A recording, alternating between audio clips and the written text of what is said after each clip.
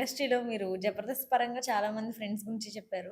అదే టైంలో మనకి ఇండస్ట్రీ గురించి చూసుకుంటే అదే విధంగా పెద్ద పెద్ద వాళ్ళు మీకు చాలా పరిచయాలున్నాయి అని మీరు ఇందాక ఒక మాటలో చెప్పడం జరిగింది. చాలామంది తెలుసు అని. చాలామంది తెలియడం వేరు. అందులో మనకి ఇంపార్టెంట్ కొంతమందుంటారు. లైక్ చూసుకుంటే మీకు బన్నీ గారు బాగా తెలుసని చెప్పారు. ఉపాసన గారు బాగా తెలుసని తెలిసింది. ఉపాసన గారు రామ్ బాగా చరణ్ గారు. అది ఎక్కడికొచ్చు. ఉపాసన గారు అంటే ఆవిడ ఒక అంటే ఇలా కంపేర్ చేయడం తప్పేం గాదు. అంటే నా పర్సెప్షన్‌లో నేను చెప్పడంలో తప్పులేదు. హ్మ్. ఆవిడేందంటే ఆవిడకి చాలా వరకు ఆహ్, మదర్ తెరీసా గారి లక్షణాలు ఉన్నాయి ఆవిడకి. హ్మ్. కొన్ని అవును. కొన్ని లక్షణాలున్నాయి ఆవిడకి. అదేందంటే నేను 'సాయిరామ్ శంకర్' అన్నది పూరి గారి తమ్ముడిది ఒక సినిమా 'వెయ్యి అబద్ధాలని' హ్మ్. గౌల్దెడ్ అనే లొకేషన్‌లో ఆర్ఫన్‌లో చేస్తున్నాను. హ్మ్. అప్పుడు ఆ పిల్లలు ఆ టైంలో అదెప్పుడో 10 ఏళ్ల ముందుది. ఆల్‌మోస్ట్ 10 ఇయర్స్ అయ్యుండొచ్చు. అప్పుడు ఆ పిల్లలొచ్చి ఆ టైం 10 ఏళ్ళు పైనే అయింది. 12 ఏళ్ళు, 13 ఏళ్ళు అయ్యుండొచ్చు. ఆ టైంలో ఆ పిల్లలొచ్చి "ఉపాసన అక్క నీకు తెలుసా అన్న?" అని అడిగితే నాకు తెలీదని చెప్పాను. అప్పుడు ఆవిడ తెలీదు నాకు. ఇలా మా బర్త్‌డేకి వచ్చి సెలబ్రేట్ చేసి మాకు కేక్ కట్ చేయించి, చాక్లెట్స్ ఇచ్చి మాతో స్పెండ్ చేశారు. మీరు ఫర్దర్‌గా ఎప్పుడన్నా అన్న నువ్వు ఎప్పుడన్నా కలిస్తే అక్కకి చెప్పన్నా అని అప్పుడు అనిన్నారు. నేనది హ్మ్. మర్చిపోయాను. హ్మ్. నేను 'గోవిందరాంధ్రవాడు' సినిమాకి మంచి వేషం. బట్ అది దాదాపు 80% ఎడిట్‌లో పోయింది. నాదే కాదు ఎంఎస్ నారాయణ గారిది, అదృష్టగన్నది, ఇట్లా అది కామన్ తమ్ముడు కదా సార్ ఇంకా వైవార్షది అది. ఇవన్నీ పోయాయి. నాది కూడా పోయింది దాంతో పాటు. ఆల్మోస్ట్ 20% ఉంటుంది. ఓకే. ఆ! సో, ఈవెన్ 'ప్రకాష్ రాజ్' గారి ఇంట్రడక్షన్ కూడా నేనే చేశా ఆ సినిమాలో. హుహు. హ్మ్. 'బాలరాజు గారొస్తున్నారు' అని ఒక పెద్ద లౌడ్ వాయిస్‌లో ఒక 70 స్క్రీన్‌లో మొత్తం క్లోజప్ షాట్‌లో ఉంటది సినిమాలో. నేనే ఇస్తాను. అది ఇంకా చాలా సీన్స్‌లో ఉంటాను. అది పక్కన పెట్టేస్తే. అప్పుడు 'శ్రీకాంత్' అన్నయ్య ఒక కెప్టెను. మేము పొల్లాచి, కన్యాకుమారి అటువైపు ఒక 40, 45 డేస్ షూట్ చేసాం. హుహు. మళ్ళా 'రామ్ చరణ్' గారు ఒక కెప్టెను. మేము క్రికెట్ ఆడేవాళ్ళం. ఆల్మోస్ట్ ఒక 20, 25 డేస్ ఆడింటాం. షూటింగ్స్ అయిపోయాక ఈవెనింగ్. ఆ టైంలో ఆవిడ కూడా ఉపాసన గారొచ్చి మా దగ్గర చరణ్ గారితో పాటు వచ్చి మా దగ్గర స్పెండ్ చేసేవాళ్ళు అప్పుడప్పుడు. సరదాగా మాటలు చెప్పేవాళ్ళు. ఆవిడేమో గుడికెళ్ళొస్తే స్వీట్స్ ఇవ్వడం, ఏదన్నా వాళ్ళ ఇంటి దగ్గర నుంచి హైదరాబాద్ తీసుకొచ్చిన స్వీట్స్ ఇవ్వడం ఏదో చేసేవాళ్ళు. అమ్మా ఒక విషయం మీకు అడగాలి అంటే, అడగండి అంటే, ఇలా ఆ ఆర్ఫన్ స్కూల్‌లో పిల్లలు మిమ్మల్ని ఇలా గుర్తు చేశారు అని అంటే, ఆవిడ చాలా హ్యాపీ చాలా అంటే చాలా హ్యాపీ ఫీల్ అయ్యారు. అప్పుడు చరణ్ గారు కూడా పక్కనే ఉన్నారు నేను అడిగినప్పుడు కూడా. హ్మ్. హ్మ్. సో, అట్లా. ఇంక నేను చెప్పాల్సిన అవసరం లేదు. ఆయన చరణ్ గారు గూడా చిరంజీవి గారి అబ్బాయి అనే సెన్స్ ఎప్పుడు ఉండదు. ఆయనకి ఒక అంటే నేను ఆయనతో నన్ను పేరు పెట్టి పిలిచేంత ఆయనకి నాకు పరిచయం ఉంది కాబట్టి నేను చెప్తున్నా. లేదా చెప్పను చూసాను కాబట్టి. ఆయన ఫస్ట్ క్యారెక్టరు నిద్ర లేచి నైట్ పడుకునే వరకు ఫస్ట్ క్యారెక్టర్ చూస్తారు. తర్వాత టాలెంట్ చూస్తారు. అంటే మన వల్ల ఎవ్వరు కూడా ఇబ్బంది అవ్వకూడదు. అవును. మనకు చేతనైతే సాయం చేయాలి. అలాగే మనకిచ్చిన పని అది యాక్టింగ్ ఏదుందో దాన్ని 100% న్యాయం చేయాలి. సో, డైరెక్టర్ గారికి ఏ అవుట్‌పుట్ ఇవ్వాలి, అది ఇవ్వాలి. ఈ రెండిటితోనే ఎళ్తుంటారు. సో, ఇవన్నీ కూడా నేను కూడా ఇన్‌స్పిరేషన్ కింద తీసుకుంటుంటాను. సో, అలాగే బన్నీ గారి హార్డ్ వర్క్, ఘోరమైన హార్డ్ వర్క్ బన్నీ గారు. అమ్మో! అది తీసుకుంటుంటాను. అసల 'పుష్పలో' ఆ క్యారెక్టర్ చూస్తేనే హ్మ్. అర్థమైపోద్ది ఆయన ఎంత హార్డ్ వర్కర్ అని చెప్పి. హ్మ్. అలాంటి క్యారెక్టర్ ఆ భుజం ఇలా పైకెత్తి ఆ పాన్ను నములుతూ అన్నేళ్ళు ఆ షూట్ చేయడం అనేది, అన్నేళ్ళు ఆ క్యారెక్టర్‌లో జీవించడం అనేది మామూలు విషయం అసలు. మీకు ఇంకొకటి చెప్తాను. నేనెక్కడ చెప్పంది గూడా. అది బీడీలు అంటే ఎక్కువ ఇది లేకుండా పొగాకు మాక్సిమం లేకుండా తయారు చేశారు. ఏదో లెస్ హ్మ్. ఎందుకంటే ఆ సీన్‌లలో కంటిన్యూటీ. ఆయన ఎంత డౌన్ టు ఎర్త్ అని చెప్తాను బన్నీ గారిని. తాగేస్తుంటే షాట్‌లో ఒకసారి కింద పడిపోయింది. నేను కమిట్ అయ్యాను సినిమా. తర్వాత నా ప్రాబ్లమ్స్ వల్ల నేనెళ్ళిపోయాను. మా అమ్మగారికి మీకు చెప్పాను. అప్పుడు అది కింద పడిపోతే నేను తీసి తనకు వీడియో ఇస్తుంటే తనన్నారు, "వద్దు. నా పని నేనే జేసుకోవాలి. లేదా నా అసిస్టెంట్ చేయాలి. మీరంతా చేయకండి" అని ఆయనేందంటే ఎదుటి వాళ్ళకి మనం ఎంత రెస్పెక్ట్ ఇవ్వాలి అనేది ఎవరినైనా కావచ్చు. ఆయనకు చాలా బాగా తెలుసు. ఈవెన్ నన్నన్నారు ఆయన డైరెక్ట్‌గా నన్నే అన్నారు. "అలా చేయొద్దు నువ్వు. ఎందుకంటే తీసుకుంటా. మేము" అని తీసుకొని మళ్ళా ఇట్లా అనుకోని మన నోట్లో పెట్టుకొని షాట్‌లోకి ఎళ్ళిపోతున్నారు. సో, అంటే అవన్నీ కూడా ఆ సింప్లిసిటీ, హార్డ్ వర్క్ అన్నీ ఏదో వేగ్‌గా రావండి. అది చిరంజీవి గారి ఆఫ్ నుంచి స్క్రీన్‌లో చూసిన వాళ్ళకే ఆ! తెలుస్తాయి ఇవన్నీ. చిరంజీవి గారి నుంచి ఇన్‌స్పైర్ అవ్వడం. ఎందుకంటే హ్మ్. ఇవన్నీ ఏదో మనం మాట్లాడుకున్నంత ఈజీగా రావండి. చాలా సాధన చేయాలి. హార్డ్ వర్క్ చేస్తేనే వస్తాయి. అవును. సో, అట్లా నేను బాలకృష్ణ గారితో చేసినప్పుడు లొకేషన్‌లో చాలా సరదాగా 'శ్రీమన్నారాయణ' చేశాను. చాలా సరదాగా నాలాంటి వ్యక్తిని ఆయన పలకరించి, సరదాగా మాట్లాడి ఇది చేశారు. బాలకృష్ణ గారు గూడా. సో, ఒక చిన్న పిల్లవాడి మెంటాలిటీ లాగా ఇవన్నీ కూడా అది నాకు అస్సలు బాలకృష్ణ గారి గురించి అందరూ అనే మాట. ఆయన పైకి అలా కనబడతారు గానీ, ఆయన మెంటాలిటీ చిన్న పిల్లాడిలా ఉంటది అని చెప్పి. నేను ఏది కూడా మేడం ఈ పర్సనల్‌గా వాళ్ళతో నాకున్న ర్యాపోని వాళ్ళతో నేను ఇంటరాక్ట్ అయిన విధానాన్ని చూసే మీకు చెప్తున్నా. హ్మ్. ఆఫ్‌కోర్స్ నేనే ఇంత చెప్తున్నానంటే, ఇంతకంటే ఎక్కువ ర్యాప్ ఉండేవాళ్ళు ఇంకెంత చెప్తారు. ప్లస్ ఇలాగ మీడియా ముందు మాట్లాడే వాళ్ళని చూసి ఇంకెంతమంది ఇన్‌స్పైర్ అయితారు ఆయన్ని. చూడండి నేనైతే ఇవన్నీ కూడా నేను చరణ్ గారితో, బన్నీ సార్‌తో, ఉపాసన మేడంతో అండ్ బాలకృష్ణ గారితో వీళ్ళతో నేను డైరెక్ట్‌గా కాన్వర్జేషన్‌లో నుంచి తీసుకున్నవి మీకు షేర్ చెప్తున్నాను చేశారు. Madam. Yeah! Right. Yeah! So, ఇంకా అన్నీ అయిపోయినాయి సార్. ఎండ్ చేద్దాం. ఎలా అంటే, మీకు చాలా ఇష్టమైన మీ దేవుడు అని చెప్పిన 'పవన్ కళ్యాణ్' గారి డైలాగ్‌ని బాలకృష్ణ గారి స్లాంగ్‌లో కావాలి మాకు. అలా ఒకటేమైనా చేసి పెట్టగలరా? అదే కొన్నిసార్లు రావడము లేట్ అవ్వచ్చేమో కానీ రావడం మాత్రము పక్క అక్కడైనా మరి ఇక్కడైనా ఆ డైలాగ్ నిజంగా బాలకృష్ణ గారే చెప్పారేమో అనిపించింది నాకది విన్నాక.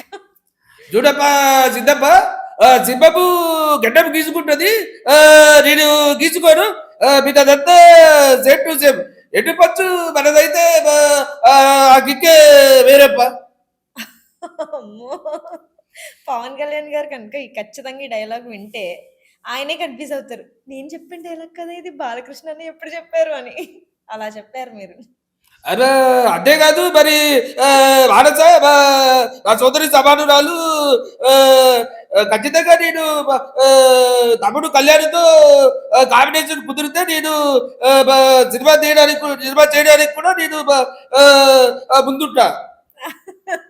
మీరా ఒక నిమిషం. ఆ పాజ్ ఏదైతే ఉందో అది చాలా బావుంది. అంటే 'నాగార్జున' గారికి ఆ- నచ్చే ఎక్స్‌ప్రెషన్స్ అన్నీ. అంటే కెమెరా ఆయన పర్సనల్గా ఎలా మాట్లాడతారో అది తీసుకున్నానండి. అంటే సినిమా దగ్గరికి వచ్చేటప్పుడు వేరే ఉంటుంది. ఆయన హ్మ్. పర్సనల్ లైఫ్‌లో ఇప్పుడు మనం మాట్లాడుతున్నది పర్సనల్‌గా కదా! అందుకే ఆ పాజెస్ తీసుకున్నా. అవును. సో అవే చాలా హైలైట్ ఆయన మాటలకి యాక్చువల్‌గా. ఆ పాజ్ అనేది చాలా హైలైట్. అనేది. హ్మ్. అది చాలా బావుంది. సో, అదే బాలకృష్ణ డైలాగ్‌లో మా పబ్లిక్‌కి ఏమైనా ఒక మెసేజ్ ఇద్దాం అనుకుంటున్నారా? అదే స్లాంగ్‌లో కావాలి. ఆ! ఇది నా పర్సనల్ ఒపీనియన్. బట్ బాలకృష్ణ గారి స్లాంగ్‌లో చెప్తాను. బ బ బ ఇద్దరు కలిస్తే ముడతాము. నలుగురు మోస్తే మోతాము. బ బ ఇది జీవిత సత్యము. అమ్మో! బాలకృష్ణ గారు వచ్చి చెప్పారు. ఇంక వినకుండా ఉంటారా చెప్పండి ఆడియన్స్. సార్ నరేంద్ర మోడీ గారు మన రాజధాని రెండోసారి మళ్ళీ ఇనాగ్రేషన్ చేశారు గదా! శంకుస్థాపన చేశారు వచ్చి. ఒకవేళ మళ్ళీ గవర్నమెంట్ మారితే మళ్ళీ రాజధాని మారే అవకాశం ఏమైనా ఉంటుందంటారా? అంటే మీరు అడిగిన క్వెషన్ బాగుంటది. శ్రీరామచంద్రుడు ఎలానో ఈ అమరావతి కూడా ఆంధ్ర రాష్ట్రానికి అలాగే గవర్నమెంట్లు మారచ్చు, మారకపోవచ్చు. రాజధాని మారదు. డిసైడెడ్. అమ్మో! బాలకృష్ణ గారే చెప్పారు. ఇంకెక్కడ మారుతది చెప్పండది. సో, ఇంక ఇదంతా పక్కన పెట్టి లాస్ట్ ఫైనల్‌గా మా ఆడియన్స్‌కి ఏమన్నా చెప్పాలనుకుంటున్నారా? లైక్ బాలకృష్ణ గారి స్లాంగ్‌లో? ఆ, ఇద్దరు కలిస్తే పుడతాము. మన అమ్మగారు నాన్నగారు మనకు తెలీదు. నలుగురు మోస్తే పోతాము. ఆ నలుగురిని సంపాదించుకున్నవాడు ఆ నలుగురు పోటీ పడాలి. మనం పోయినప్పుడు మన బాడీ పోయడానికి నలుగురు పోటీ పడాలి. అదే మన జీవితానికి పరమార్థము. బాలకృష్ణ గారు చూసారనుకో ఇది, ఎవరైనా అర్జెంట్‌గా తీసుకురండి క్యాబిన్‌కి అంటారు మిమ్మల్ని. నేను శ్రీమన్నారాయణ ఆనేనా ఆ! ఆనేనా ఇది ఆ! నేను శ్రీమన్నారాయణ సినిమా సెట్లో చేసేటప్పుడు కూడా నేను వెళ్ళి దేవన్ను వాడు ధనరాజు నేను ఇద్దరం కలిసి చేశాం. పార్వతి మిల్టన్ బాలకృష్ణ గారితో. అప్పుడు వెళ్ళి విష్ చేస్తే "ఆ, ఆ, ఏ ఊరు రాడి ఇది అని అంటే సార్ నాది చిత్తూరు జిల్లా పీలేరు ఏ పేరు రాడి ఇది దూది వెంకట్ సార్. సో తర్వాత ఆయన నేను వాటర్ తాగితే నువ్వు దాంట్లో జిడ్డు కలిపావా అని అంటే సార్ లేదు సార్ నేను నాకు మందు అలవాటు లేదు సార్ అని అన్న అని ఒక సాంస్క్రిట్లో ఏదో ఒక పదం చెప్పడం దీనికి అర్థం తెలుసా అంటే తెలియదు అన్న.